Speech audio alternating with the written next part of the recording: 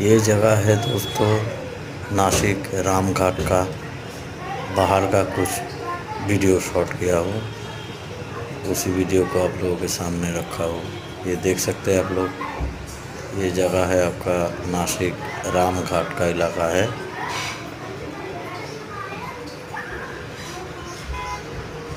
उस पार का video shot कर रहे हो। यहाँ पे बहुत सारा पुराना मंदिर है जो पत्थरों से बना हुआ है। कुछ मंदिरों को रिपेयरिंग का काम भी चल रहा है।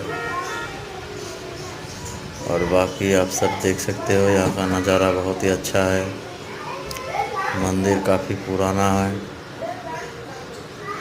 कुछ नए नए चीज़ भी बनाया गया है।